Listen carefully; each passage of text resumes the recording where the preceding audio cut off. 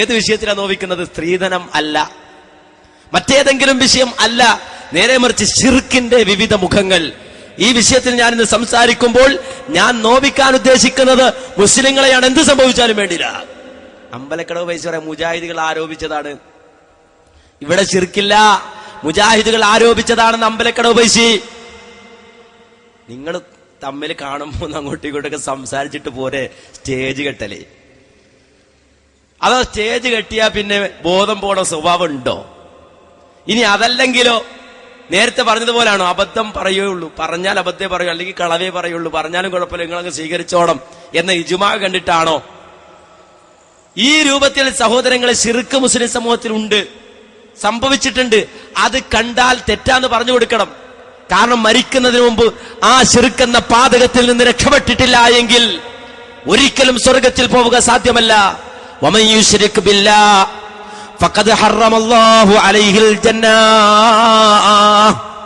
ഖുർആൻ പറയുന്നു, ആരെങ്കിലും അല്ലാഹുവിൽ പങ്കുചേർത്താൽ, ആ അവസ്ഥയിൽ ഈ ലോകത്ത് നിന്ന് അവൻ യാത്രയായാൽ, ഫഖദ് ഹറമല്ലാഹു അലൈഹിൽ ജന്നah, തീർച്ചയായും അവന്റെ മേൽ സ്വർഗം ഹറാമാണ് കേട്ടോ. അവന്റെ സങ്കേതം നരകമാണ്, അവന് പാർക്കാനുള്ളത് നരകമാണ്. അതുകൊണ്ട് തന്നെ ശിർക്ക് ചെയ്യാൻ പാടില്ല, ശിർക്കിൽ അകപ്പെട്ടു പോകാൻ പാടില്ല, അതിൽ നിന്ന് രക്ഷപ്പെട്ടു ജീവിക്കണം എന്നത് ഇസ്ലാമിന്റെ തീരുമാനമാണ്. ആ തീരുമാനപ്രകാരമാണ് കേരള സമൂഹത്തെ മുജാഹിദുകൾ ഉപദേശിച്ചത്. ഒരു സ്വാർത്ഥത ആ വിഷയത്തിലില്ല. കൃത്യമായി കാര്യങ്ങൾ പറഞ്ഞു. ശിർക്കിന്റേതായ എല്ലാ ഇനങ്ങളെയും മുജാഹിദുകൾ എതിർത്തു. തൗഹീദിന്റേതായ എല്ലാ ഇനങ്ങളെയും മുജാഹിദുകൾ അംഗീകരിച്ചു. തൗഹീദിനെ പരിപൂർണമായി അംഗീകരിക്കുകയും ശിർക്കിനെ പരിപൂർണമായി വിഭാടനം ചെയ്യാനുള്ള മുഴുവൻ പ്രവർത്തനത്തിലും മുജാഹിദുകൾ ഏർപ്പെട്ടിട്ടുണ്ട്, സംശയമില്ല. പക്ഷേ ഫൈസി അവിടെയും കളവാവർത്തിക്കുന്നു. നേരത്തെ പറഞ്ഞതുപോലെ കളവ് പറയാം എന്ന നിലപാടിൽ തന്നെയാണ് ഇപ്പോഴും മൂപ്പരുള്ളത്. എന്നിട്ട് മൂപ്പര് പറയുന്നത് കേട്ടു, മുജാഹിദുകളെ കുറിച്ച് മറ്റൊരു ആരോപണം. എന്താണ് അദ്ദേഹം പറയുന്നത്? എല്ലാ അർത്ഥത്തിലും മഹാത്മാക്കളുമായി ബന്ധപ്പെട്ട് കിട്ടുന്ന സഹായം മറഞ്ഞ വഴിക്കാണെന്നതുകൊണ്ട് അത് മുഴുവനും നിരാകരിച്ചു, മുഴുവനും ചോദ്യം ചെയ്തു. ഈ മാനദണ്ഡം വെച്ച് തന്നെ മന്ത്രം ശിർക്കാണെന്ന് പറഞ്ഞു, ഉറുക്ക് ശിർക്കാണെന്ന് പറഞ്ഞു, പിഞ്ഞാണം എഴുതി കുടിക്കൽ ശിർക്കാണെന്ന് പറഞ്ഞു, മന്ത്രിച്ചൂതിയ നൂലുകെട്ടൽ ശിർക്കാണെന്ന് പറഞ്ഞു, മന്ത്രിച്ചൂതിയ വെള്ളം കുടിക്കൽ ശിർക്കാണെന്ന് പറഞ്ഞു. ആത്മീയമായ സകലമായ ചികിത്സകളും അവർ നിരാകരിച്ചു, അത് ശിർക്കാണെന്ന് പ്രചരിപ്പിച്ചു. ആ നിലയിൽ വ്യാപകമായ പ്രചരണവുമായി മുന്നോട്ട് പോയ ജനവിഭാഗം എത്രത്തോളം എന്ന് വെച്ചാൽ, യഥാർത്ഥത്തിൽ ജിന്ന് പിശാചുകളുമായി ബന്ധപ്പെട്ട് അപൂർവമായി ചില ആളുകൾക്കെങ്കിലും ഉണ്ടാകുന്ന രോഗങ്ങൾക്ക് ലോകത്തെന്നും എക്കാലവും മന്ത്രം, അത്തരത്തിലുള്ള ആത്മീയ ചികിത്സകളാണ് അഷ്റഫുൽ ഖൽഖ് മുഹമ്മദ് മുസ്തഫ സ്വല്ലല്ലാഹു അലൈഹി വസല്ലം പഠിപ്പിച്ചിട്ടുള്ളത്. ഇജാസത്ത് പ്രകാരം നടത്തിവരുന്ന ഒരുപാട് ആളുകളെ എന്നും എക്കാലവും കണ്ടെത്താൻ സാധിക്കുന്നതാണ്. അതുകൊണ്ട് രോഗം സുഖപ്പെടാറുമുണ്ട്. പക്ഷേ അത്തരം മന്ത്രവും ഉറുക്കും ആത്മീയ ചികിത്സകളും നിരാകരിക്കാൻ വേണ്ടി, അത് ശിർക്കായി ചിത്രീകരിക്കാൻ വേണ്ടി, അങ്ങനെ ജിന്നും പിശാചുമില്ല, ജിന്നിന്റെയും പിശാചിന്റെയും രോഗമില്ല, ജിന്ന് ബാധയില്ല, പിശാച് ബാധയില്ല, ഈ വിധത്തിൽ വ്യാപകമായ പ്രചരണം മുജാഹിദ് പ്രസ്ഥാനത്ത് കേരളത്തിൽ അങ്ങോളം ഇങ്ങോളം അഴിച്ചുവിട്ടു. കണ്ടോ? അപ്പൊ മുജാഹിദുകൾ മന്ത്രത്തെ എതിർത്തിട്ടുണ്ട്.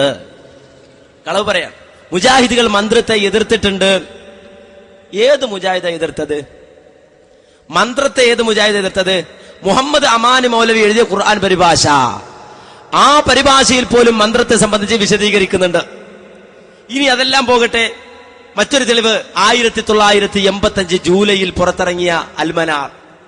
1985 ജൂലൈയിൽ പുറത്തിറങ്ങിയ അൽമനാറിൽ ഒരു ഹെഡിങ് തന്നെ മന്ത്രം എന്നാണ്. 85 അൽമനാറാണിത്. ഇന്നലെ ഇറങ്ങിയതല്ല, മിനിഞ്ഞാന്നിറങ്ങിയതല്ല, നേരെ മറിച്ച് 85 ഇറങ്ങിയ ഈ അൽമനാറിൽ കാണാം മന്ത്രം എന്നൊരു ഹെഡിങ്. എന്നിട്ട് അതിൽ ഒരുപാട് വിശദീകരിക്കുന്നുണ്ട്. പ്രസക്തമായ ചില ഭാഗങ്ങൾ നിങ്ങൾ കേട്ടോളൂ.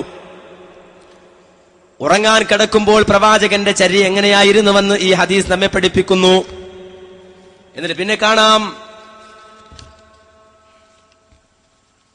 സൂറത്തുൽ ഇഖ്ലാസ്, മുഅവ്വിദത്തൈനി എന്നിവ പാരായണം ചെയ്ത് തന്റെ ഇരു കരങ്ങളിലും ഊതി ആ കൈകൊണ്ട് ശരീരവും ശരീരഭാഗങ്ങളും തടവുക പ്രവാചകന്റെ പതിവായിരുന്നു. എങ്ങനെ മന്ത്രിക്കണമെന്ന് കൂടി ഈ ഹദീസ് നമ്മെ പഠിപ്പിക്കുന്നു. പ്രവാചകന്റെ മന്ത്രങ്ങൾ ധാരാളം ഹദീസുകൾ ഉദ്ധരിക്കപ്പെട്ടിട്ടുണ്ട്. ജിന്നിൽ നിന്നും മനുഷ്യനിൽ നിന്നും പ്രവാചകൻ അഭയം തേടിയിരുന്നു. ഈ ഖുർആൻ വാക്യവും പ്രവാചകൻ മന്ത്രമായി ജപിച്ചിരുന്നു. എന്നിട്ട് ഖുർആൻ സൂറത്ത് മുഅ്മിനൂൻ 97-98 ആയത്തുകൾ കൊടുത്തിട്ട് വീണ്ടും പറയുന്നു, മുഅവ്വിദതൈനിയായിരുന്നു അധികമായി അഭയതേട്ടത്തിന് പ്രവാചകൻ ജപിച്ചിരുന്നത്. ഖുർആൻ ഹദീസ് വാക്യങ്ങൾ കൊണ്ടാണ് മന്ത്രിക്കേണ്ടതെന്നാണ് അധിക പണ്ഡിതന്മാരുടെയും അഭിപ്രായം. മന്ത്രത്തിന് പൊതുവെ 3 നിബന്ധനകൾ പണ്ഡിതന്മാർ നിശ്ചയിച്ചിട്ടുണ്ട്. അള്ളാഹുവിന്റെ വചനം, അവന്റെ നാമങ്ങൾ, ഗുണനാമങ്ങൾ എന്നിവ കൊണ്ടായിരിക്കുക. അറബി ഭാഷയിലോ അർത്ഥമറിയാവുന്ന മറ്റു ഭാഷകളിലോ ആയിരിക്കുക. മന്ത്രഫലം കൊണ്ടല്ല, അള്ളാഹുവിന്റെ കഴിവ് കൊണ്ടാണ് ഫലസിദ്ധി ഉണ്ടാവുന്നതെന്ന് വിശ്വസിക്കുക. രോഗത്തിന് മരുന്ന് ശരീരത്തിൽ ഫലം ചെയ്യുന്നത് പോലെ മനസ്സിനെ ദൈവബോധത്തിൽ ഉറപ്പിച്ചു നിർത്താനുള്ള ഒരു ഉപാധിയാണ് മന്ത്രം. മനസ്സ് ശരീര വളർച്ചയിലും തളർച്ചയിലും സാരമായ പങ്ക് വഹിക്കുന്നുണ്ടെന്ന് എല്ലാവർക്കും അറിയാമല്ലോ. അതിനാൽ മന്ത്രം അല്ലാഹുവിലുള്ള ശരിയായ വിശ്വാസം മനസ്സിൽ ഉറപ്പിക്കാനുള്ള പ്രാർത്ഥനയാണ്. എന്നിട്ട് വീണ്ടും പറയുന്നു, ആയിഷ റളിയല്ലാഹു അൻഹയിൽ നിന്ന് നിവേദനം, അവര് പറഞ്ഞു, കണ്ണേറിന് മന്ത്രിക്കുവാനായി എന്നോട് നബി സല്ലല്ലാഹു അലൈഹി വസല്ലമ കൽപ്പിച്ചു, അല്ലെങ്കിൽ മറ്റാരോടോ കൽപ്പിക്കുകയുണ്ടായി. ബുഖാരി, മുസ്ലിം, നസായി. ആപത്തുകൾ വരും മാർഗങ്ങൾ പലതരത്തിലാണ്. ഭൗതിക കാരണങ്ങൾ, അറിഞ്ഞുകൂടാത്ത മാർഗങ്ങളിലൂടെയും ആപത്ത് വരാം. അസൂയാലുക്കളുടെ നോട്ടം നിമിത്തം ആപത്ത് വരുവാൻ സാധ്യതയുണ്ട്. അത്തരം ഘട്ടങ്ങളിൽ ആ വിപത്തിൽ നിന്ന് രക്ഷക്കായി അള്ളാഹുവിനോട് പ്രാർത്ഥിക്കുക. ജഅഫർ ബിൻ അബി ത്വാലിബിന്റെ ഭാര്യ അസ്മാ ബിന്ത് അബി ഉമൈസിന്റെ കുട്ടികൾക്ക് കണ്ണേറ് വന്നപ്പോൾ മന്ത്രിക്കുവാൻ നബി സല്ലല്ലാഹു അലൈഹി വസല്ലമ കൽപ്പിച്ചതായി തുർമുദിയും നസായിയും ഉദ്ധരിച്ച ഹദീസുകളിൽ വന്നിട്ടുണ്ട്. 2-ാം നമ്പർ ഹദീസിൽ വ്യക്തമാക്കിയ നിബന്ധനകൾ ഇവിടെയും പാലിക്കേണ്ടതാണ്. പിന്നെ ഇങ്ങനെ വിശദീകരിക്കുക, കണ്ണീറിന് മന്ത്രിച്ച ഹദീസുകൾ ഇമാം ബുഖാരി ഉദ്ധരിക്കാൻ വീണ്ടും ഇതിൽ പറയുകയാണെന്ത്, അള്ളാഹു മനുഷ്യനെ നിരന്തരം ബന്ധപ്പെടാനുള്ള അള്ളാഹുമായി മനുഷ്യനെ നിരന്തരം ബന്ധപ്പെടുത്താനുള്ള മാർഗമാണ് പ്രാർത്ഥന. വിഷജന്തുക്കൾ, പൈശാചിക ദുർബോധനങ്ങൾ, അസൂയാലുവിൽ നിന്നുണ്ടാകുന്ന വിപത്തുകൾ എന്നിവയൊക്കെ ആപത്തിനുള്ള പൊതു കാരണങ്ങളാണ്. വിഷയത്തിന്റെ പ്രവർത്തനവും പിശാചിന്റെ പ്രവർത്തനവും നമുക്കറിയാവുന്നതാണ്. എന്നാൽ കണ്ണീർ എന്തെന്നും അതിന്റെ പ്രവർത്തനം എങ്ങനെയെന്നും പൂർണ്ണമായ നിലയിൽ മനസ്സിലാക്കുവാൻ നമുക്ക് കഴിഞ്ഞിട്ടില്ല. നമുക്കറിയാത്ത കാര്യങ്ങൾ സംഭവിക്കുകയില്ലെന്ന് പറയുന്നത് ബുദ്ധിയല്ല. നമുക്കറിയാത്ത മാർഗത്തിലൂടെ ആപത്ത് നമ്മെ ബാധിക്കുമ്പോൾ അവ തടുക്കാനും അകറ്റുവാനും അള്ളാഹുവിനെ കഴിയൂ.